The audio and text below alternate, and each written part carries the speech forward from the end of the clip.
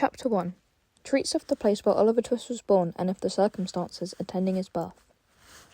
Among other public buildings in a certain town, which for many reasons it will be prudent to refrain from mentioning, and to which I will assign no fictitious name, there is one anciently common to most towns, great or small, to wit, a workhouse, and in this workhouse was born, on a day and date which I need not trouble myself to repeat, inasmuch it can be of no possible consequence to the reader, in such of the business, at all events, the item of mortality whose name is prefixed to the head of this chapter.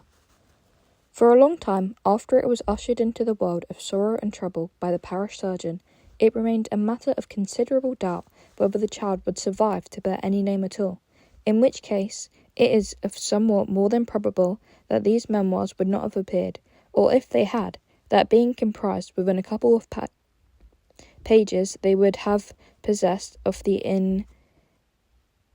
inestimable merit of being the most concise and faithful specimen of biography extant in the literature of any age or country.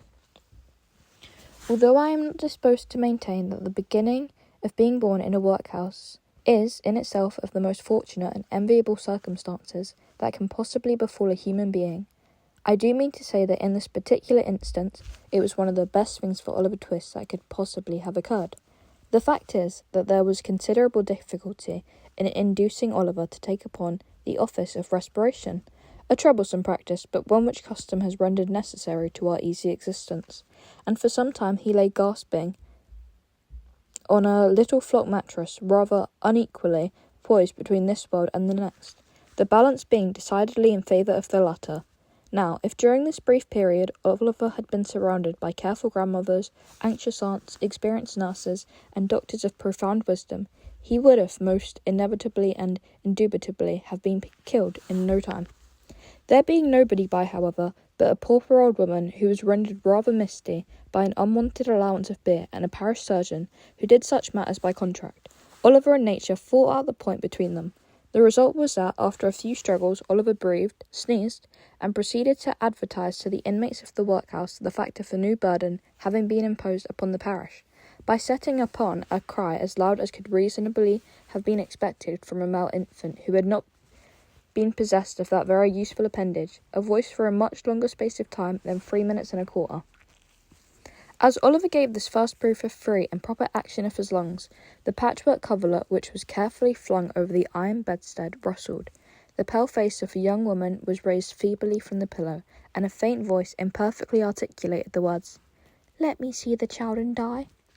The surgeon had been stirring his face, turned towards the fire, giving his palms of his hands a warm and a rub alternately.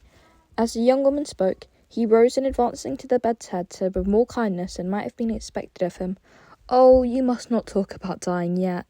"Lord bless her dear heart, no," interposed the nurse, hastily depositing her pocket of the green glass bottle, the contents of which she had been tasting in a corner with evident satisfaction.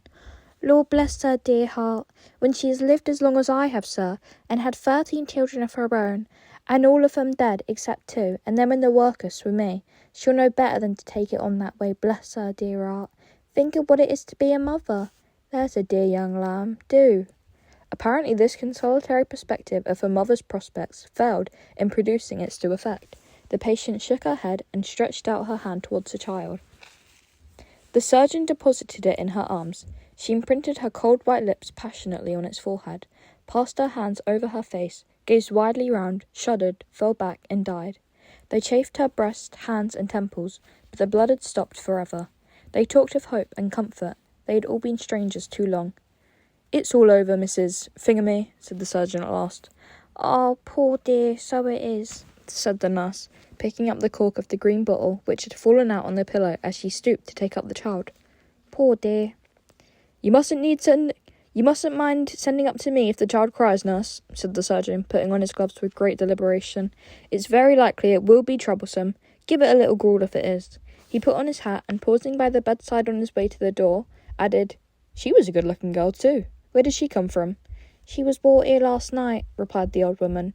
"By the overseer's orders. She was found lying in the street. She had walked some distance, for her shoes were worn to pieces, but where she came from, or where she was going to, nobody knows." The surgeon leaned over the body and raised the left hand. "The old story," he said, shaking his head. No wedding ring, I see. Ah, good night." The medical gentleman walked away to dinner, and the nurse, having once more applied herself to the green bottle, sat down on a low chair before the fire and proceeded to dress the infant. What an excellent example of power of dress young Oliver Twist was! Wrapped in the blanket which had hitherto formed his only covering, he might have been the child of a nobleman or a beggar. It would have been hard for the haughtiest stranger to have assigned him to his proper station in society. But now he was enveloped in the old calico robes which had grown yellow in the same service. He was badged and ticketed, and fell into his place at once a parish child, the orphan of a workhouse, the humble half-starved drudge, to be cuffed and buffeted through the world, despised by all and pitied by none. Oliver cried lustily. If he could have known that he was an orphan, left to the tender mercies of church wardens and overseers, perhaps he would have cried the louder.